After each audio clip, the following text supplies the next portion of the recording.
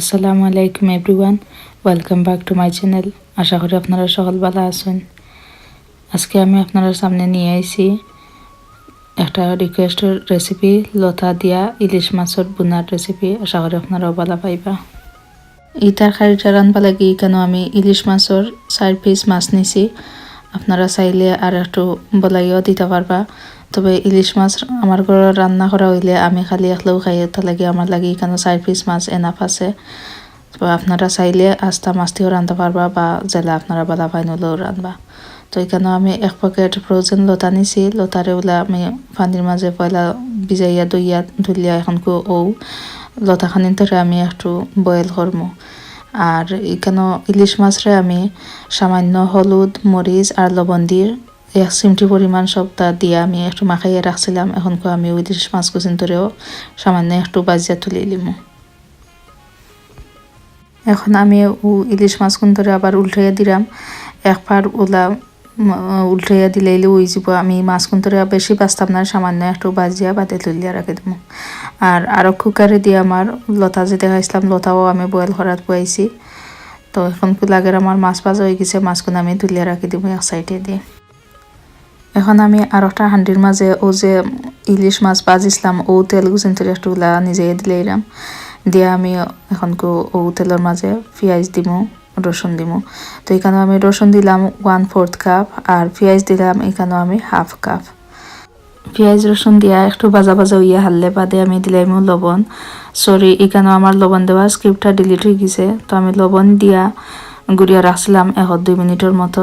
2 minute বাদে আমার কাছে লাগে আমার পেঁয়াজ কিছু ভাজা হয়ে গেছে। এখন আমি সামান্য ফুটা পানি দিয়া একটু দাঁড়িয়ে দিয়া দিলাম পাউডার মশলা। পাউডার মশলার মাঝে এখানে আমি দিলাম হলুদ 1/2 চামচ, ছোটো চামচে 1 চামচ লাল মরিচের গুঁড়া আর 1 চামচ ধনিয়ার গুঁড়া। সকল মশলা দিয়ে বালা করে একটু লাড়িয়ে দেওয়া বাদে এখানে আমি 4-5টা কাঁচামরিচ কাটতে রাখছিলাম। কাঁচামরিচ কোন দিয়ে একটু লাড়িয়ে দিয়ে গুঁড়া রাখবো আরও 2 মিনিটের মতো। আমার 2 মিনিট লাগে রয়ে গেছে, আমার মশলাও ভাজা হয়ে গেছে। বালা করে আরও 2-3 বার লাড়িয়ে দেওয়া মশলার সময় ভাজা হয়ে যাব। ওই সময় আমি বয়েল করা লতা গুনা ডালিয়া দিলাম। লতা দিয়া বালা করে লতা গুন ধরে মিক্স করিয়া আবার গুড়িয়া রাখবো আরও 2 থেকে 3 মিনিটের মতো। আমার 3 মিনিট হয়ে গেছে। লতারে আমি আর একবার বালা করে লাড়িয়া দিয়া এখানে আমি তুড়ায় পোটা পানি দিমু। পানি দিয়া আবার একটু লাড়িয়া দিয়া গুড়িয়া রাখবো আরও 2 মিনিটের মতো। লতা গুন আমার হিজা পর্যন্ত আমি অপেক্ষা করবো।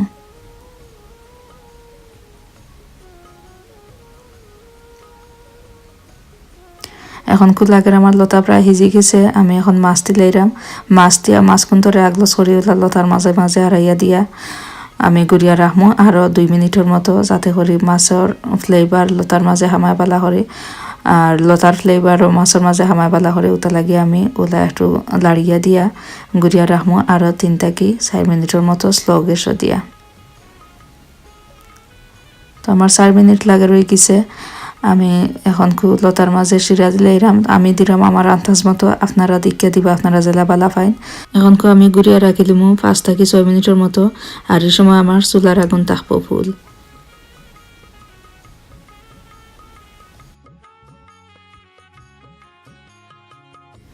এখন আমি উদলাইয়া দেখবো, আমার কাছে লাগে আমার তরকারি হয়ে গেছে। আমি চুলার আগুনও এখন অফ করে দিমু। চুলার আগুন অফ করিয়া বাদে আবার ওলা গুড়িয়া রাখি দিমু 1 মিনিটের মতো। এর বাদে আমি সার্ভিং ডিশের মাঝে লইয়া আমি দেখাইলাম আপনারা কিলা হইছে। তো দেখো ভিউয়ার্স, আমার লতা দিয়া ইলিশ মাছের তরকারি রান্ধা হয়ে গেছে। আশা করি আপনারাও ভালো পাইবা। আর যে বইনে রিকোয়েস্ট করছিল আশা করি আপনিও খুশি হইবা।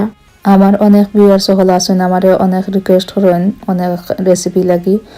তবে আমি রেসিপি আপলোড দিতে কিছু লেট করিলাই, সরি আছি আপনার কাছে এটা লাগি। আর যতজনে যতটা রেসিপি লাগি আমাদের রিকোয়েস্ট করছেন, ইনশাল্লাহ আমি সকলের রিকোয়েস্ট ফুলফিল করার চেষ্টা করব। আপনারা নিরাশা হইবা না, আমার লগে থাকবা।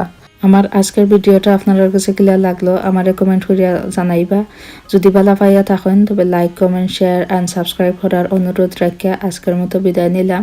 আল্লাহ হাফেজ।